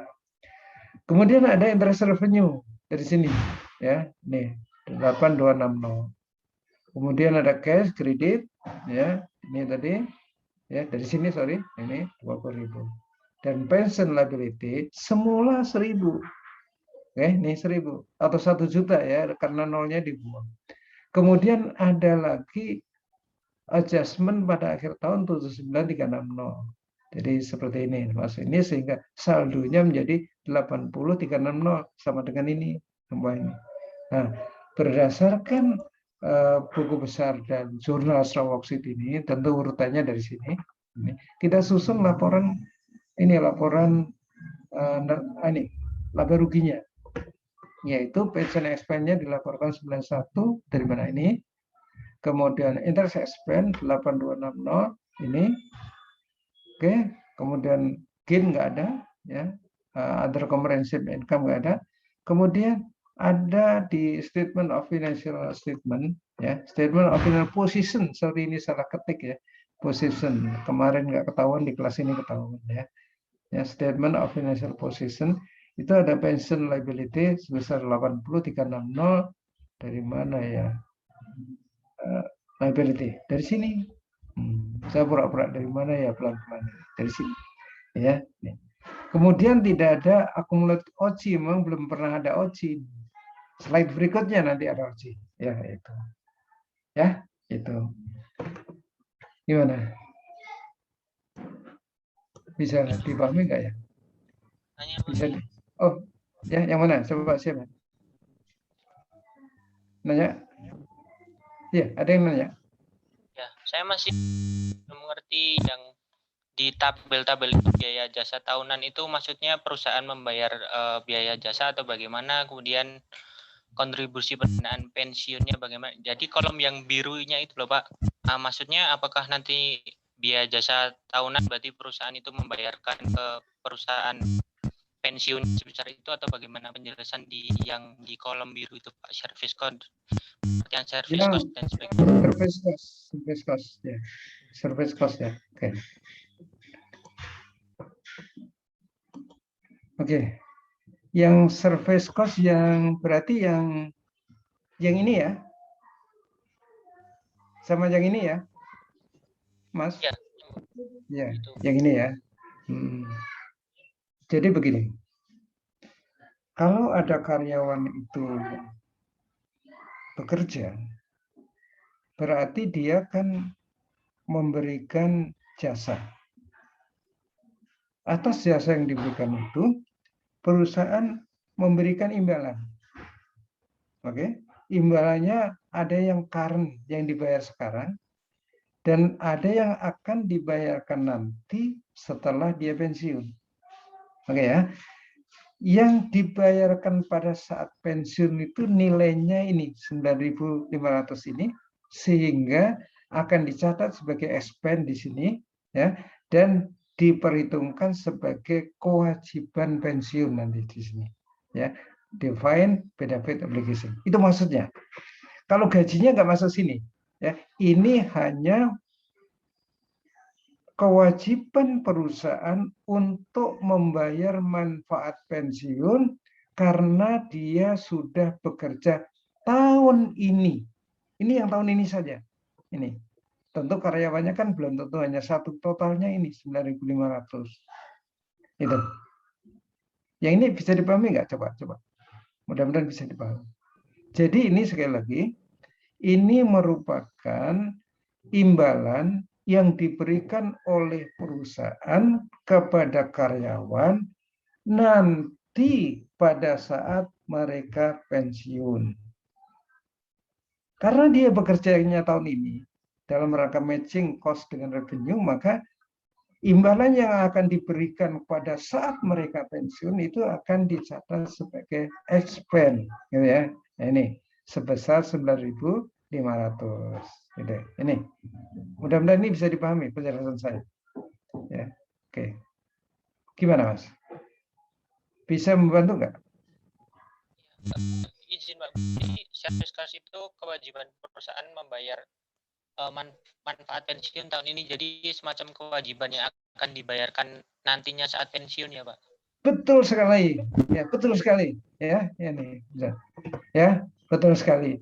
Karena ini dihitungnya sekarang, ini sekalian saya jelaskan, nilainya dan nilai sekarang nanti ada perhitungan expense, nih interest dan sebagainya. Oke, udah betul begitu.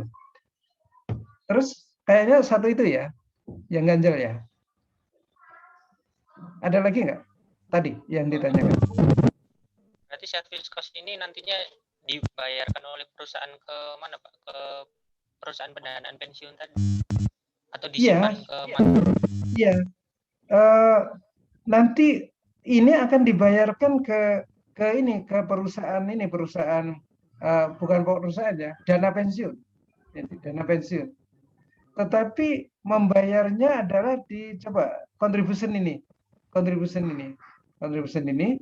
dengan cara uang kas perusahaan berkurang ini, tapi kan uang kasnya si dana pensiun bertambah di sini.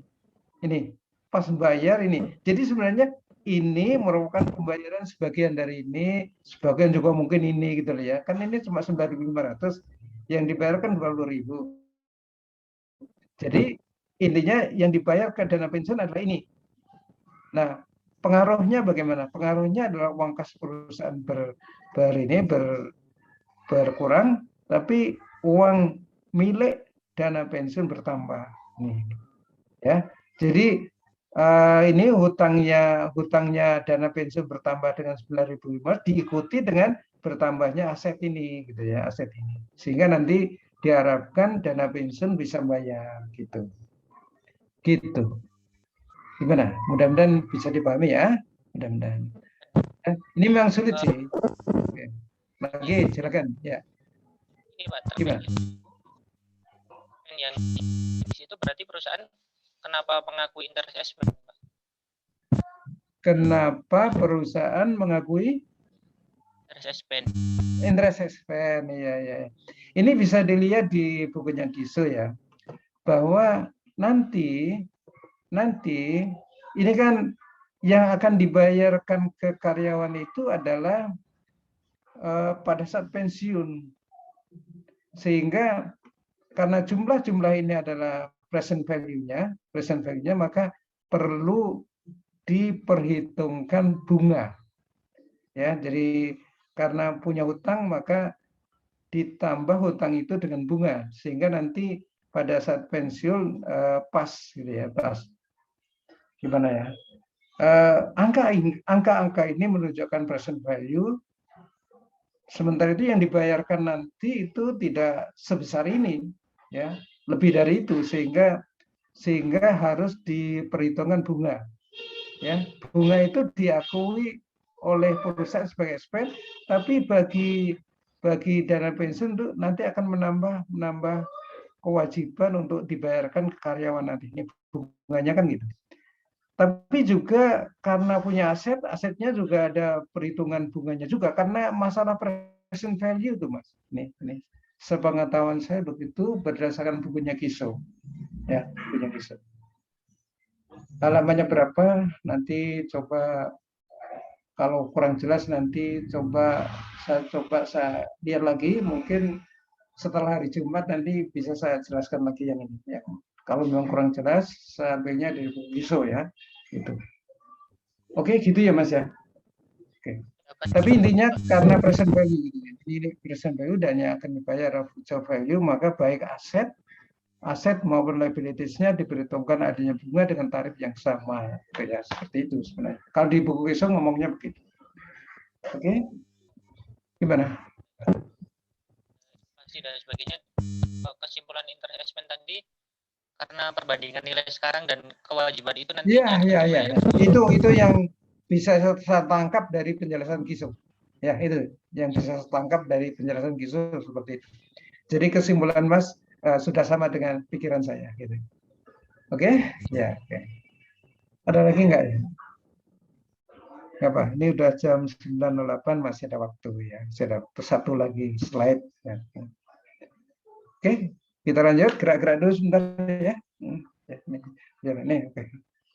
Saya juga pegel nih, Jangan dianggap saudara aja yang pegel, saya juga pegel. Pegel lah ya, agak nggak nyaman sedikit. Makanya saya nggak pakai jas. Oke, kalau udah kita lanjutkan supaya tidak membuang-buang waktu ya. Oke, ini kan semua ada biaya ya semua. Zoom-nya ada biaya, semua deh, walaupun dia sudah dibayar oleh stan, tapi kan semua ini uang rakyat yang harus kita pertanggungjawabkan dengan baik ya. Oke, kita lanjut. Kita kembali ke sini. Oke, share. Oke, sekarang yang terakhir ya, yaitu ketika ada penilaian atas ini define benefit application dan plan assetnya. Oke. Nah sekarang kita akan lanjut ya, ini agak terambasnya. Coba saya kliknya ke ini.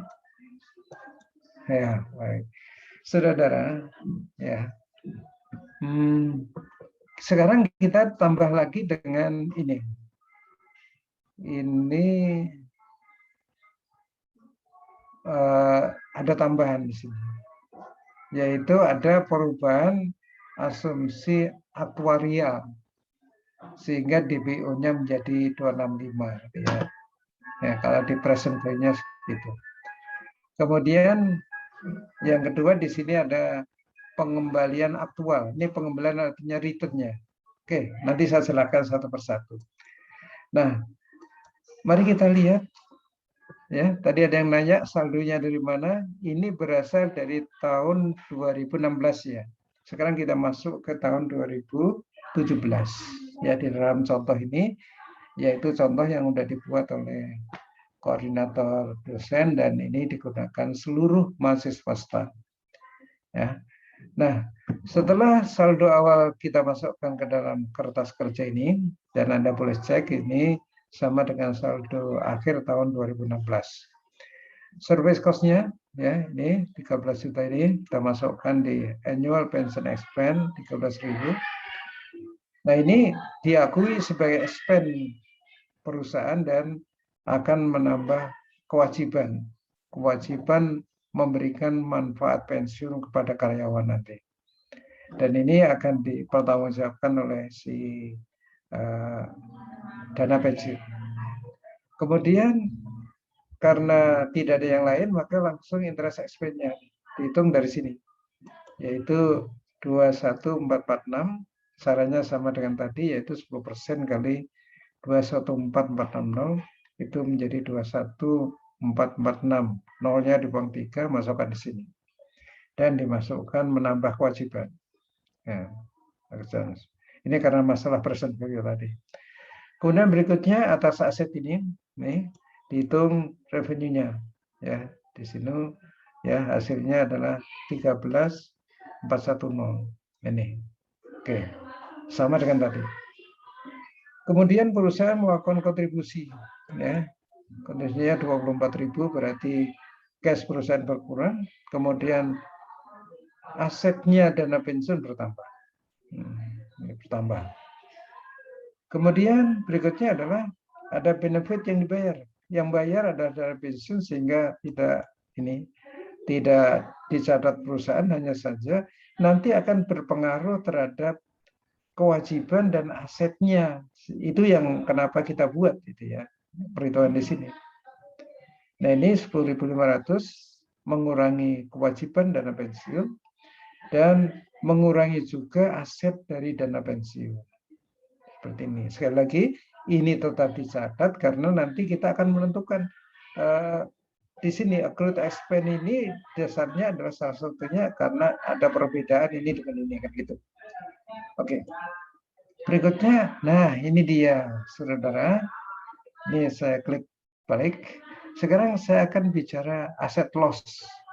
Aset loss ini adalah kita bandingkan antara plan aset ini, ya, nilai yang tercatat berapa ini dibandingkan dengan ini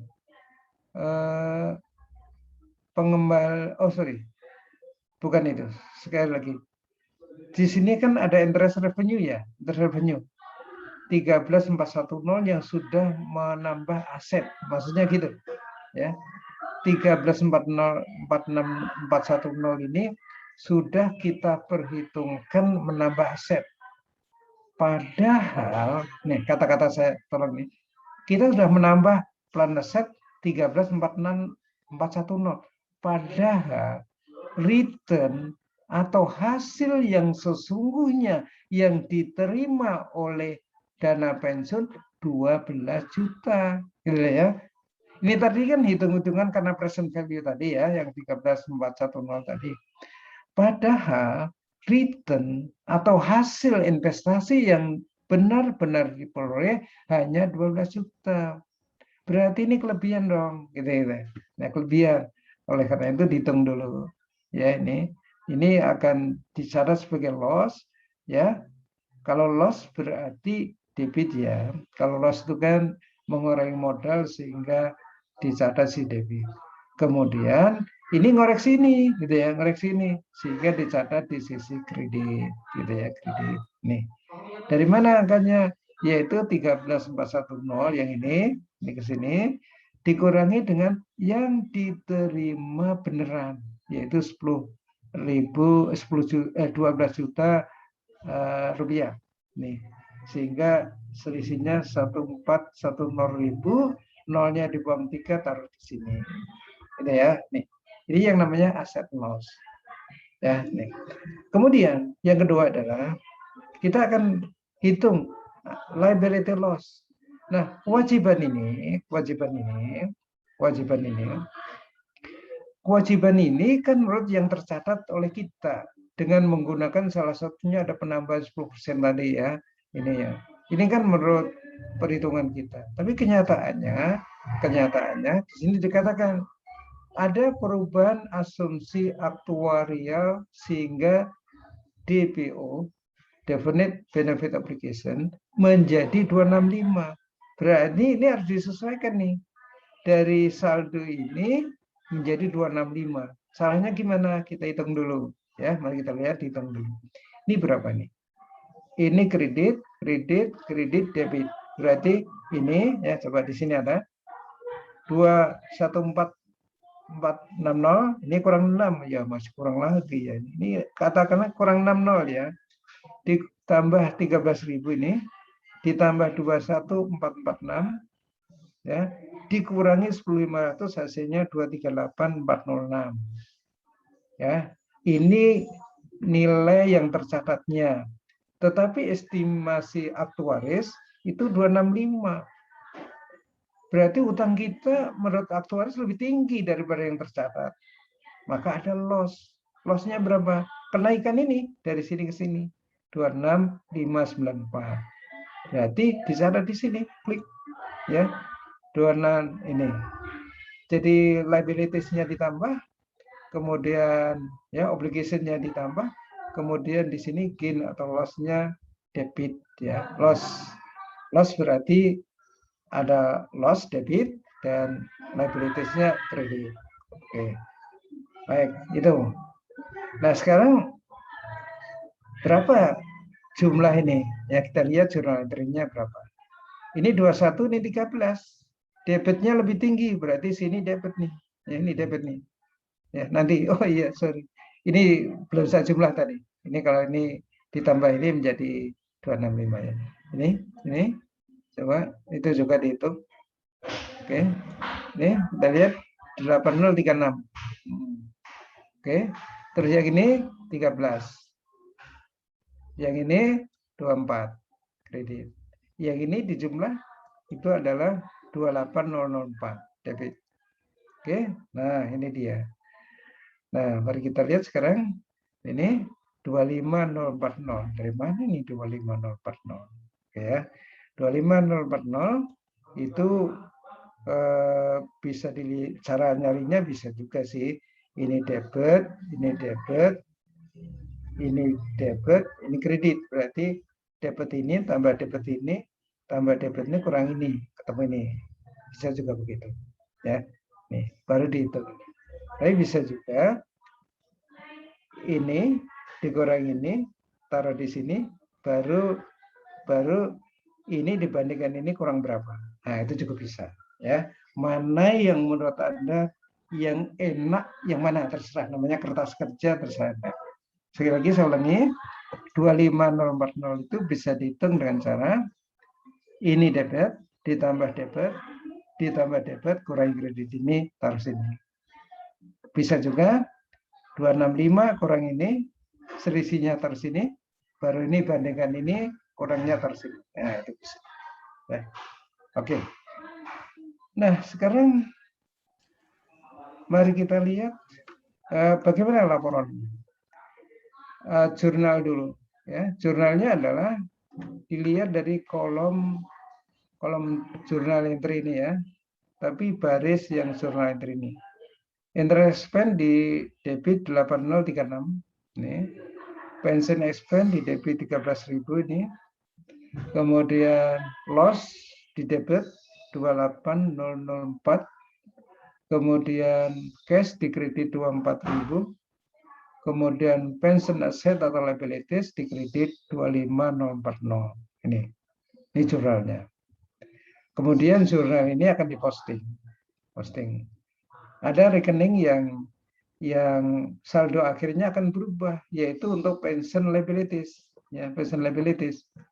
Pension liabilities semula kan 80.360, ditambah ini kredit 25040, maka pension liabilities-nya menjadi 105.400. Ya. Tapi di sini nggak diposting ya. Nah, langsung ke statement of comprehensive income. Ini ada pension expense 13 juta dari sini.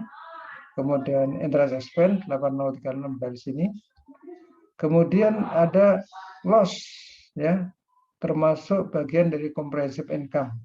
Ada comprehensive income. Ini ada loss 28004 ya dari sini. Oke.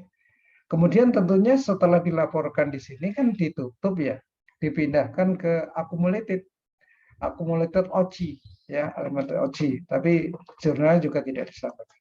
Setelah itu baru ini juga salah, statement of financial position mestinya ini masih salah.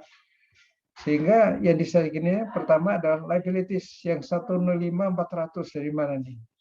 105.400 adalah dari saldo awal ini.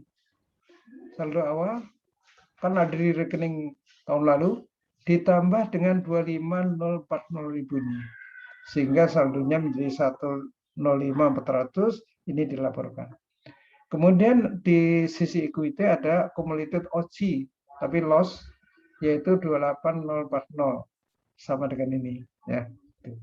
Karena semula belum ada saldonya ya, maka masih sama.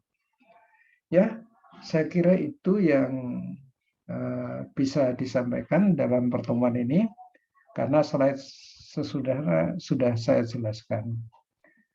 Oke. Mudah-mudahan apa yang saya sampaikan bisa dipahami. Saya sudah berusaha untuk memberikan yang terbaik yang saya miliki ya.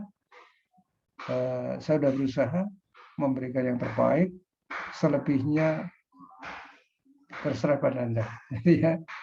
Kan kita juga tahu kalau kita ketemu langsung, kalau nggak jelas apa yang sudah lakukan kan nanya pada saya. Kalau nggak tahu juga saya jelaskan belum bisa jelaskan Anda belajar sama aja sebenarnya ya. Jadi jangan merasa wah saya kurang mampu karena PJJ nih, jangan ya. Kita harus bisa. Kalau nggak bisa dibaca ininya, dibaca slide-nya lagi, diikuti, insya Allah bisa. Insya Allah bisa. Oke, saya kira itu ya. Kalau ada pertanyaan tetap saya masih terima, tapi kalau tidak ada kita istirahat. Di kelas kemarin di kelas 417, 418 begitu. Ya. Begitu selesai presentasi ada satu pertanyaan, dua pertanyaan, setelah itu istirahat. Ya. Kita kerjakan soal, nanti kalau ada kesulitan hubungi saya ya, saya. Tapi mungkin sekali lagi jawabnya mungkin hari Jumat ya, setelah itu ya. Saya tahu usaha membaca KTTA dulu. Tapi nggak apa nanti kalau kan baca KTTA juga nggak terus-menerus nanti ada jenuhnya saya akan jawab pertanyaan saudara. Saya kira begitu. Saya serahkan pada BC. Apakah kita istirahat atau ini nggak usah formalitas terlalu ini ya. Oke, saya kira begitu. Gimana BC? Ngantuk nggak? PC-nya siapa sih? Yang mana PC-nya? Kok nggak muncul? Saya boleh nanya. Ya boleh, boleh. Izin Siapa? bertanya Pak mengenai materi tadi.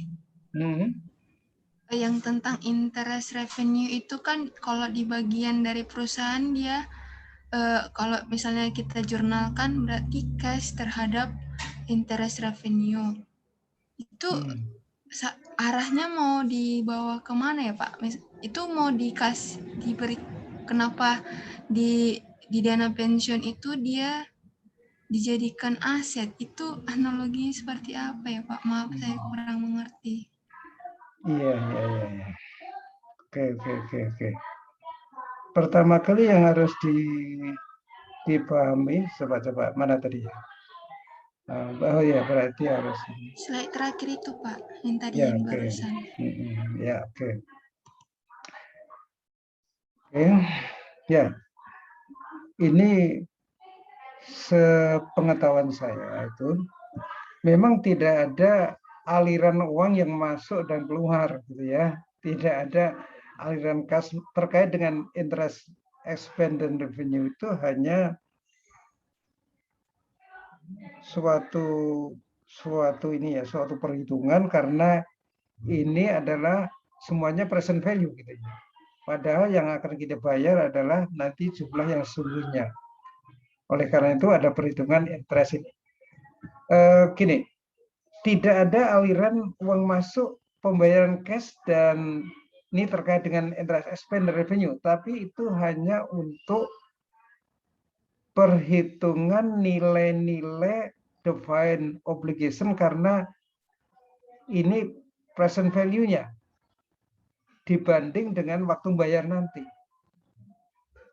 Coba tadi kalau nggak salah udah ditanya oleh teman kita ya. Ini karena ada perhitungan present value aja. sehingga atas liabilities dihitung interest dan atas asetnya dihitung revenue gitu. Di situ. Gimana ya? Jadi tidak ada uang kas keluar dan masuk, Mbak. Sampai saat ini pemahaman saya begitu. Ya, tidak ada uang kas keluar dan masuk terkait dengan interest revenue karena ini hanya perhitungan time value of money dalam menentukan ini antara defined benefit obligation ini dan aset ini, gitu ya, aset ini. Karena pengaruh present value saja. Jadi tidak ada misalkan perusahaan bayar interest sebesar ini 21440 dan interest revenue diterima oleh perusahaan enggak begitu. Hanya dalam rangka perhitungan ini present value dan nanti ini present value sehingga harus dihitung future value per 31 Desember berapa. Bisa dipahami enggak ya? Coba nanti kalau belum jelas, sementara jawaban saya begitu, ya, jawaban saya begitu bahwa perhitungan interest, Kasih, Pak. revenue dan expense itu karena memperhitungkan nilai-nilai present value dan future value. Jadi tidak ada aliran uang keluar dan masuk, itu saja. Ya, itu dulu.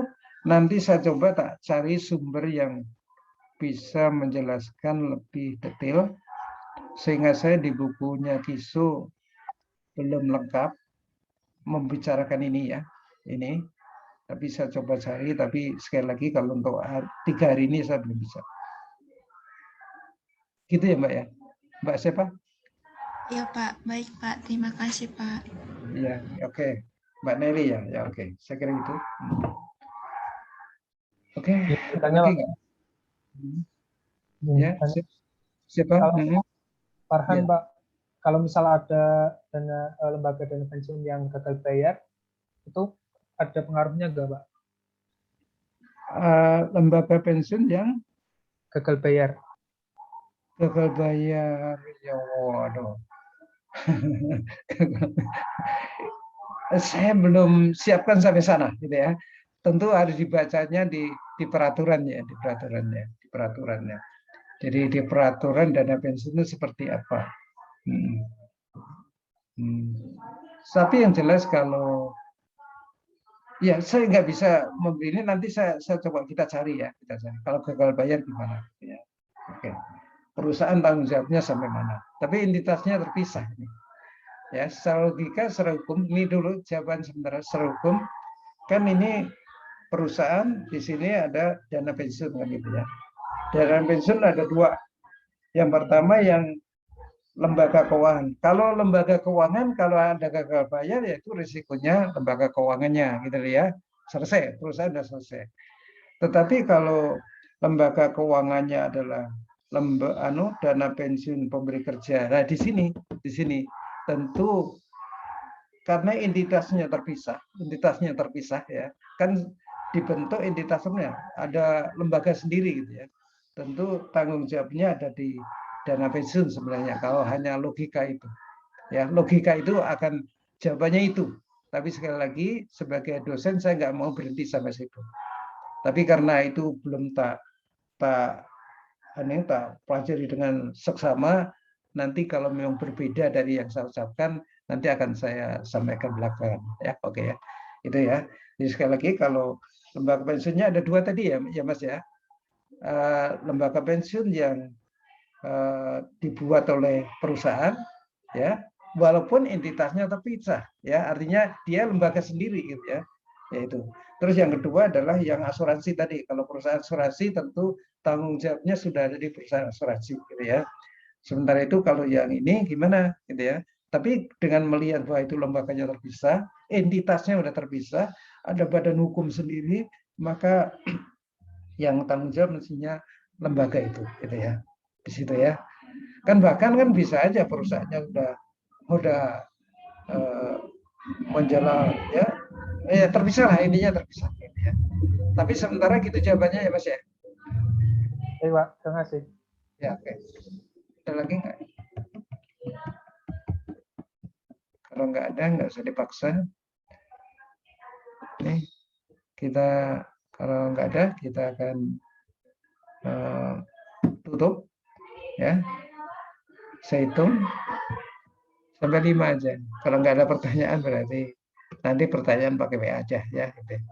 1, 2, 3, 4, 5, ya. Berarti kita tutup ya. Nanti pertanyaan disampaikan belakangan. Terus tadi Mbak Novelin kurang ini ya. Ya, tadi Mbak Novelin atau Mbak Nelly yang nanya, saya tadi lupa. Nanti saya coba ini. Ada buku yang lebih bisa menjelaskan nanti. Tapi jawaban saya seperti itu dulu. Sama Mas tadi juga begitu ya. Oke. Oke, saya kira begitu. Salib ya. Tadi sudah saya simpan belum portalnya? Sudah, Pak. Sudah ya. Berarti